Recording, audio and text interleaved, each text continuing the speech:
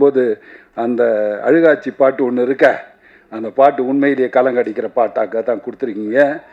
நீங்கள் மென்மேலும் சிறந்து மீண்டும் தமிழகத்திற்கு வரணும். இப்போ நீங்கள் கர்நாடகாவில் போய் குந்திருக்க வேண்டாம், நேராக இங்கே வந்து பெரிய ஆளாக ஆகணும் அப்படிங்கிற வாழ்த்துக்களை உங்களுக்கு சொல்லிக்கிறேன். அதே போல் நடித்த நடிகர்கள் அத்தனை பேரும், புலிக்கு பிறந்தது பூனே ஆகாது, அஜித் ஆகட்டும், ஹரீஷ் ஆகட்டும், என்னங்க ஞாபகம் இருங்க, நீங்கள் ஒன்றும் சொல்ல வேண்டாம், ஹரீஷ் ஆகட்டும், ரெண்டு சிங்கக்குட்டிங்க. நான் போன விழாவிலேயே அவர்களை நான் பாராட்டிட்டேன். எக்கச்சக்கமாக கலைகளை தெரிஞ்சு வச்சுட்டு வராங்க. அதுதான் இந்த கூட்டத்தினுடைய சிறப்பு. உண்மையை சொன்னா, வெள்ளக்காரன் இந்தியா மேலே படையெடுத்து வந்ததே வேறு எதுக்காகவும் இல்லை, கருப்பு தங்கம் அதுக்கு தான் வந்தான், வேறு எதுவும் இல்லை. கருப்பு தங்கம்ங்கிறது என்னன்னு தெரியுமா உங்களுக்கு? மிளகு எங்கேயுமே இல்லை. அது எங்கே இருந்தது? கேரளாவில் அப்புறம் தான் வந்தது சகோதரரே. முதலில் வந்தது தமிழில் தான், அதுவும் பொள்ளாச்சி கிட்டேருந்து தான் வந்தது. பொள்ளாச்சி சைடில் மலை மேலே தான் வளர ஆரம்பித்தது மிளகு. அந்த மிளகை ஒழிச்சு அவங்கக்கிட்ட அடித்து உதச்சி சாகடித்து எடுத்துகிட்டு போவாங்க. அப்போ அவனுக்கு கிடைச்ச ஒரே ஒரு ஆயுதம், அந்த மூங்கில வெட்டி சுத்துனா, அதுதான் சிலம்பம். அதுதான் முதல் கருவி, அதுதான் முதல் ஆயுதம். எடுத்து சுத்துனதுல சுத்துனா ஓட விட்டான். கப்பல் ஏறி ஓடி போனவன் திரும்பி வரவே இல்லை. நமக்குள்ள நம்ம கிட்ட இருக்கக்கூடிய பக்கத்தில் அக்கத்தில் இருக்கிறவங்கலாம் இருக்கானுங்களா, நைஸா பிளாக்கில் விற்கிற மாதிரி வித்துட்டானுங்க எல்லா மிளகையும். கடைசியில் எல்லாத்தையும் தானே விற்றாங்க, மஞ்சள் மிளகு எல்லாம் போய் நம்ம ராயலிட்டிங்க நம்ம சாப்பிட்றோம்ல. இப்போ எங்கே நம்மகிட்டே இருக்குது, இந்தியாவிலே இருக்குது இல்லையே. இதான் இந்த சிலம்பத்தினுடைய ஒரு பெரிய இந்த அறிவுகளெல்லாம் எனக்கு போட்டியவர் எங்கள் தந்தையார். அவர் சுவாமிநாதன் சொல்லி எம்ஜிஆருடைய படங்கள் அத்தனைக்கும் அவர் தான் பண்ணுவார், என் டி ராமராவ் படங்களுக்கு பண்ணுவார். அவரும் சிலம்ப பயிற்சியில் சிறப்பாக கொடுப்பார். அவருக்காகவே எம்ஜிஆர், அந்த எம்ஜிஆர் திடல்னு ஒன்று இருக்குது, இப்போ எம்ஜிஆர் ஸ்கூலாக இருக்குது பாருங்கள், அது எம்ஜிஆர் திடல். அங்கே தான் வடபழனியில் இருக்கக்கூடிய அத்தனை ஸ்டண்ட் நடிகர்களையும் பயிற்சி வீட்டுற 2 கிளாஸ் நடக்கும். ஒன்று சோடு, இன்னொன்று சிலம்பம். அவர் படத்துலையே அவர்கிட்டயே கோச்சிட்டு போய் விஜயபுரி வீரன் ஒரு படம் பண்ணுறாரு, ஒரு சோடு ஃபைட்டு படம். சோடு ஃபைட்டு படத்தில் கம்பு எப்படி வரும்? கம்பு சுத்த முடியுமா? கொண்டாடுறாரு பாருங்க தெளிவா. சோடில் எடுத்துகிட்டு வந்தாங்க, டப்பு டிப்புன்னு அடித்தா எல்லா ஈட்டி முனையும் கட் ஆயிடுச்சு. இப்போ மிஞ்சி இருக்கிறது என்ன? கம்பு. உடனே சிலம்பம் சுத்த ஆரம்பிச்சிட்டாங்க. அதுவும் வெற்றிகரமான பெரிய வெற்றியை ஈட்டின படம். அவ்வளோ பெரிய வெற்றியை ஈட்டிய படம். அதனால என்ன ஆச்சு? அந்த சிலம்ப கலை வளராச்சு. அந்த நேரத்தில் என்னன்னா, தனிப்பட்ட ஒருவர், நான் தவறாக சொன்னேன், எங்கள் அப்பா என்ன செருப்பால் அடிக்கிட்டோம். அப்புறம் ஏன்னா ஒருத்தர் தனிப்பட்ட மேலே சாமிநாதன் மாஸ்டர் நல்லா பண்ணார், சோமு மாஸ்டர் நல்லா பண்ணார், இன்னொரு மாஸ்டர் நல்லா பண்ணார். இப்படித்தான் கலைகள் இது இருந்ததே தவிர தனிப்பட்ட முறையில் பேர் அதில் ஆனால் அந்த பேருக்கெல்லாம் இங்கே ஒருத்தர் இருக்கார், ஒரு சொந்தக்காரர், சிலம்பம் மாற்றி சோண்டு அடிக்கிறதில்ல, சிலம்ப ஆசான்னா அது பொருத்தமான ஒரே ஒரு ஆள் இங்கே இருக்கார், பாண்டி மாஸ்டர். அவர்தான் தான் பெற்ற இன்பம் இவ்வையகம் பெற வேண்டும் என்று சிலம்பத்தை கற்றுக் கொடுத்து இன்னைக்கு ஸ்டண்ட் யூனியனில் இருக்க இத்தனை கிட்டத்தட்ட 500-600 பேர் மெம்பராக இருக்காங்கன்னா அவர் கிளாஸில் பயின்ற மாணவர்கள் தான். அந்த ஒழுக்கமும் ஒடுக்கமும் அவர்கிட்ட கற்றுக்கிட்டதான் சிறந்த நடிகர்களாக இருக்கக்கூடிய இன்னைக்கு பெரிய பெரிய நடிகர்கள் இங்கே இருக்கிறவங்களும் சரி, பாம்பேல இருக்க, நானே சொன்னேன், நான் நிறைய கிளாஸில் கொண்டாந்து அட்டன் பண்ண வச்சு இன்னைக்கு எல்லாருமே டாப் ஸ்டாராக இருக்காங்க. எப்படி இருக்காங்க? அந்த ஒழுக்கம், நுண்ணறிவு, அதை எப்படி கற்றுக்கணும், முறைப்படி எப்படி கற்றுக்கணும், அந்த முறையை கற்றுக் கொடுத்தது அந்த வல்லமை பொருந்திய அவர்தான் இந்த சிலம்பம் சிறக்கிறதுக்கு அது வழிவகுத்தார். நிறையா போய் சேருவதற்கு ஜெயலலிதா பீரியட்லேயும் சரி, கலைஞர் பீரியட்லேயும் சரி, எல்லார் பீரியட்லேயும் அதை கற்றுக் கொடுத்து அதுக்கு ஒரு இதை அமைச்சு அது எல்லாம் உலகம் போகிற மாதிரி. இன்றைக்கி கூட அவர் பேசும்போது சொன்னேன், உலகத்தில் டாப்பில் இருக்கக்கூடிய காளிதாசர் அவருடைய இதை வச்சுருக்காங்கன்னு. இதெல்லாம் எப்படி அவருக்கு தெரியுது? அப்டேட் பண்ணிக்கிறது. இந்த சிலம்பம்ங்கிறது சாதாரண விஷயம் அல்ல. ஒரே ஒரு சிலம்பம் 100 பேரை கூட அடிக்க முடியும். ஒரு படவீச்சு அந்த பாப்பா சுற்றிச்சு பார்த்தீங்களா, படவீச்சு பேனர்னு மாஸ்டர் கத்துனார், இங்கேருந்து கிழிஞ்சிருமோ பேனர் கிழிஞ்சு இங்கே சுற்றினா மிச்ச பேர் தலையெல்லாம் போயிடும்.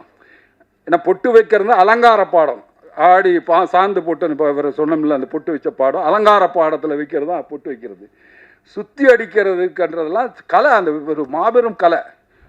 முதல்ல பெரிய பெரிய வணக்கங்களையும் வாழ்த்துக்களையும் நான் இவருக்கு சொல்லணும்னா, அதை ஒரு திரைப்படமாக்க எடுத்துக்காட்டி அந்த ஊக்குவிக்கணும் இந்த சிலம்பக்கலையை அப்படின்னு கொண்டு வந்த ஜோதிக்கு என் மனமார்ந்த வாழ்த்துக்கள். அதை சிறப்பாக இவர் ஒருத்தர் நாங்கள் இருக்கோம். இப்போ இயக்குனர் சொல்லும்போது கூட சொன்னார் பேரரசு சார், அவர் பரந்த மனசு, விரிஞ்ச மனசு. அவர் எங்களை பாராட்டுறாரு. அவருக்கு அது எப்போவுமே அடுத்தவங்களை பாராட்டுறது. ஆனால் இந்த ஸ்டண்ட் இயக்குனர்கள் இப்போ எல்லாருக்கும் முன்னாடி ஹீரோ இருப்பார். அந்த ஹீரோக்கெல்லாம் மெயினாக தேவைப்படுறது என்ன, ஒரு நல்ல கதை இல்லைன்னா எந்த கத்திரிக்காயும் வேவாது. ஒரு கத்திரிக்காய்னா கூட ஒரு நல்ல கதை வேணும். இங்கே நாகிரெட்டியார் அவர் சொல்லும்போது அதிர்ஷ்டம்னா என்ன அப்படின்னு கேட்கும்போது சொன்னார், என்ன சார் அதிர்ஷ்டம்னா நல்ல கதை கிடைக்கிறது. அதான் அவர் சொன்ன வார்த்தை. நல்ல கதை கிடைக்கிறது தான் அதிர்ஷ்டம். அதை இயக்குவது.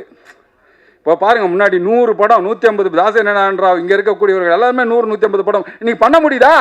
ஏன் பண்ண முடியல? ஏன்னா உன் கதையை நீயே தேடி கொண்டு வந்து நீயே எங்களுக்கு சொல்லு, அப்போ தான் நீ ஹீரோ, அப்போ தான் ஒத்துக்குவேன். 5 வருஷம் கழிச்சு ஒரு படம். அப்போது திரைக்கதை எழுதியவர்கள் வேற ஒருத்தர், கதை எழுதினவர் வேற ஒருத்தர். கதை இலாக்கா எழுதும், அதை திரைக்கதை பண்ணி இயக்குனர் பண்ணிகிட்டு இருந்தாங்க. அந்த காலத்தில் அப்படி பண்ணிகிட்டு இருக்கும்போது அவங்களால் நிறைய படங்கள் பண்ண முடிஞ்சுது, நிறைய படங்கள் வர முடிஞ்சுது. தொழிலாளர் தோழர்கள் வாழ்ந்தார்கள், பிரமாதமாக இருந்தாங்க. எல்லாரும் ஒரு ஒரு உத்தமமான ஒரு வேலையை செய்கிறோன்ற பயபக்தியோட வேலை செஞ்சாங்க.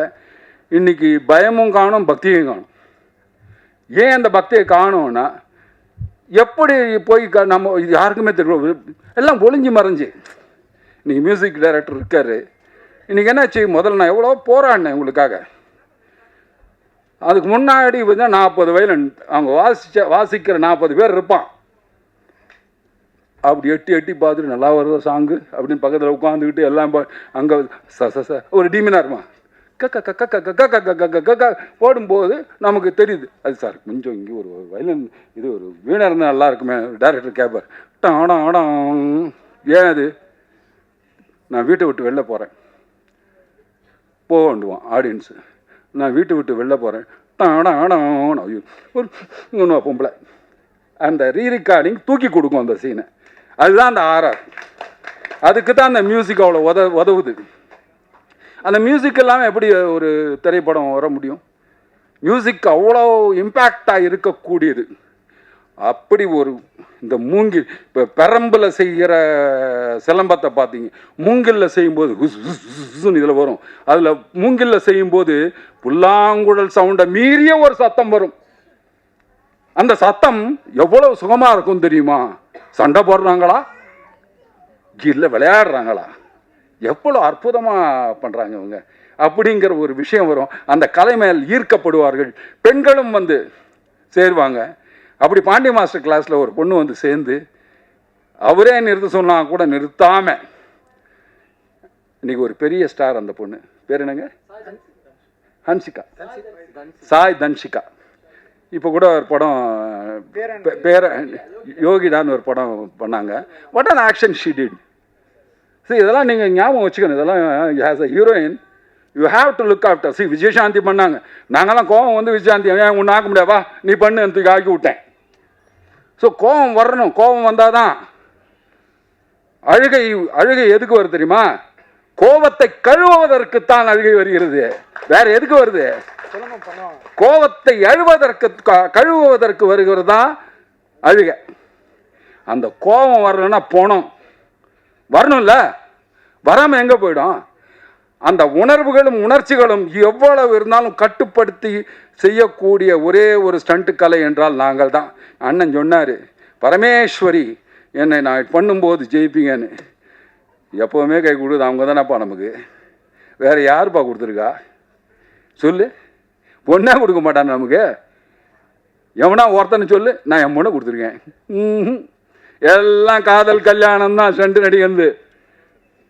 ஆமாங்க, என்ன உயிரோட வருவானா, இருப்பானா, சாயங்காலம் தேருவானா, கை உடையுமா கால் உடையுமான்னு இப்படி கடவுளை வேண்டிக்கிட்டு உட்கார்ந்து கிடக்கணும். இது எனக்கு தேவையா அப்படின்னு நினைப்பேன். ஆனால் ஒரு வார்த்தை சொல்லுவான், நீங்கள்லாம் படத்துலலாம் பார்த்துருப்பீங்க, என் உயிரை கொடுத்தாவது உன்னை காப்பாற்றுவேன்னு சொல்லுவான். ஆனால் உயிரை கொடுத்தும் காப்பாற்றக்கூடியவன் சென்ட் நடிகன். அவன் தான் இன்னும் அதை சாகர வரைக்கும் அதை காப்பாற்றிக்கிட்டே இருக்கான். புரியுதுங்களா? சரி, அப்படி ஒரு காப்பாற்றக்கூடிய ஃபேமிலியிலேருந்து ஒருத்தர் வந்திருக்கார். இவரை காப்பாற்ற வேண்டிய கடமை யாருதுன்னா உங்களுது. ஊடக நண்பர்களும் நீங்க தான், பத்திரிகையாளர்களும் மீடியாக்களும் உங்களை கைகூப்பி கேட்குறேன், தயவுசெய்து இந்த படத்தை பெரிய லெவலில் கொஞ்சம் நீங்கள் புஷ் பண்ணுங்க ஐயா. பெருசாக கொஞ்சமாவது அப்படி புஷ் பண்ணுங்க ஐயா, அது போதும் எங்களுக்கு. நாங்கள் ரொம்ப சந்தோஷப்படுவோம். அவ்வளோதான் எங்களுக்கு வேணும். வெற்றின்னு ஒரு சொல் வந்தால் போதும். இப்போ எப்படி அரசாங்கத்தில் வெற்றி வந்திருக்கோ எல்லாம் சொன்னாங்கல்ல, எனக்கு இன்னைக்கு கூட அப்படி பார்த்தா பேரரசர் அப்படி பொங்கி வரும். அவருடைய ஸ்பீச்சுங்கெல்லாம் நான் கேட்டு அடே ஒரே ஒருத்தர் தான் பேசிட்டு இருந்தார், வேறு யாரும் கிடையாது. ஏன்னா என்ன கூட்டம், என்ன பெரிய கூட்டம், வெறும் ரசிகர்கள் தானே, ரசிகர்கள் கூட்டம் தானே போகுது. ஆனால் உள்ளுக்குள்ளே ஒன்று புதைச்சி வச்சிருந்தான் பார்த்தீங்களா, நான் ரசிகன்தான், ஆனால் உள்ளுக்குள்ளே நான் யார் காட்டுறேன்னு காட்டினானா இல்லையா? முதல்வர் சீட்டில் உட்கார வச்சானா இல்லையா? அவன் தெளிவானவங்க. நீங்கள் படிக்கிற பசங்களெல்லாம் திட்டுனீங்க, உங்களுக்கு என்னடா தெரியும், நீங்கள் என்ன பார்த்துருக்க போகிறீங்க, நீங்கள் இப்படி போனால் அப்படி போயிடுறீங்க, அப்படி போனால் இப்படி வந்துடுறீங்க, நீங்கள் ஊர் சுத்ததான் லாய்க்குன்னீங்க. ஆனால் போட்டால் பார்த்தீங்களா ஓட்டு, தெளிவா கணக்கச்சிதமா தெரியும் சார், மூடுவேன்னாரு. அவனுக்கு எது வாழ்க்கைன்னு புரிஞ்சு போச்சு. நாமளும்